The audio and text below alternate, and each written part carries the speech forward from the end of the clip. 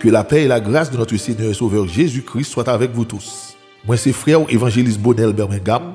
Babdou, bienvenue pour une autre émission Bon l'Évangile en 5 minutes. Jeudi, nous avons commencé une nouvelle série d'études sur la repentance, la conversion et la nouvelle naissance. La repentance, c'est un sujet que nous joignons dans toute Bible, commencé depuis Genèse jusqu'à Apocalypse. Depuis qu'il y a péché, eh bien, a toujours le besoin de la repentance. Qui ça péché? Péché, c'est désobéissance à la parole bon Dieu, ou désobéir volonté bon Dieu, ou désobéir commandement bon Dieu. Qui c'est un bagage bon Dieu te dit pas fait, ou désobéir ou faire, ou bien un bagage bon Dieu te demande pour faire et puis ou pas faire. Le péché, c'est un bagage qui est très grave aux yeux de l'Éternel. Le péché, c'est un acte de désobéissance, un acte d'orgueil, un acte de rébellion à l'égard de Dieu. Et notre Dieu est un Dieu saint, un Dieu souverain. Il n'a pas toléré le péché, il n'a pas accepté le péché.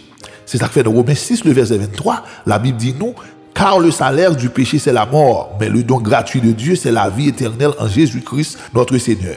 Récompense péché c'est la mort, mais bon Dieu fait cadeau la vie éternelle à tout le monde qui est dans Jésus-Christ Seigneur. Et encore dans Ésaïe 59, le verset 2, la Bible dit nous que le péché lui mettait séparation entre l'homme et mon Dieu.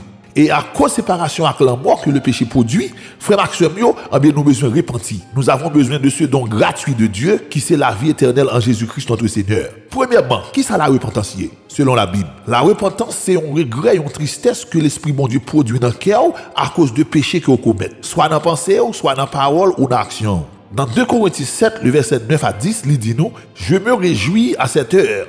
Non pas de ce que vous avez été attristé, mais de ce que votre tristesse vous a porté à la repentance. Car vous avez été attristé selon Dieu, afin de ne recevoir de notre part aucun dommage.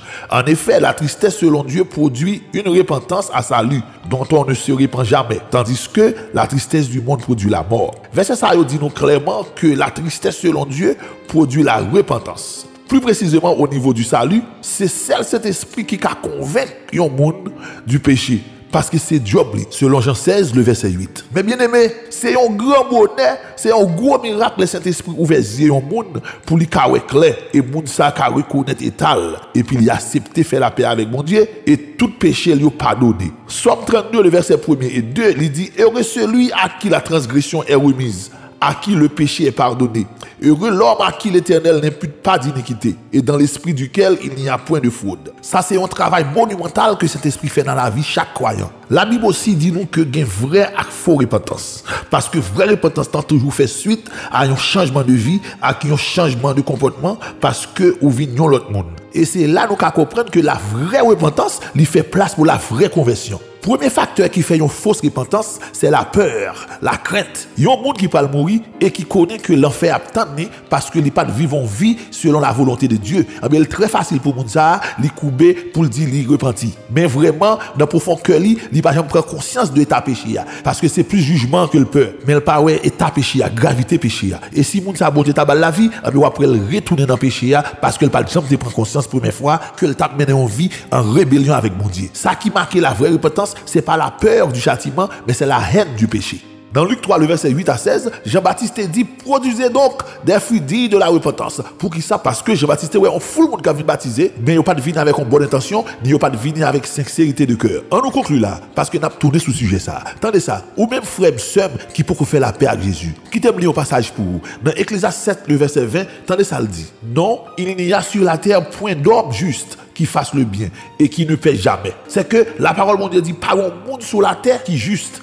Pas de monde sur la terre qui est juste et pas un monde sur la terre qui n'a jamais péché. Romains 3, le verset 23 dit, car tous ont péché et sont privés de la gloire de Dieu. N'importe ça où il y a, qu'au riche, qu'au pauvre, qu'au blanc, qu'au noir, ou besoin pour repentir. Ou besoin pour réconcilier avec le Créateur ou s'il a qui t'a créé ou qui t'a formé ou qui t'a bon souffle de vie. Deux bras l'ouvrir à nous parce qu'elle veut ce don gratuit qui c'est la vie éternelle en Jésus-Christ notre Seigneur. Jean 3 verset 16. Car Dieu a tant aimé le monde, il a donné son Fils unique afin que quiconque croit en lui ne périsse point, mais qu'il ait la vie éternelle. Bon Dieu tellement aimé, on lui voit seul petit lit à Jésus vient sur la terre pour mourir pour pécher et ressusciter afin qu'il soit capable de la vie. Pas dit depuis petit monde l'église, parents me lever l'église. Pas dit que me crois dans mon Dieu, me crois que mon Dieu a existé. Ça pas suffit nos amis. Ou besoin pour reconnaître que c'est pécheur et accepter Jésus comme sauveur personnel.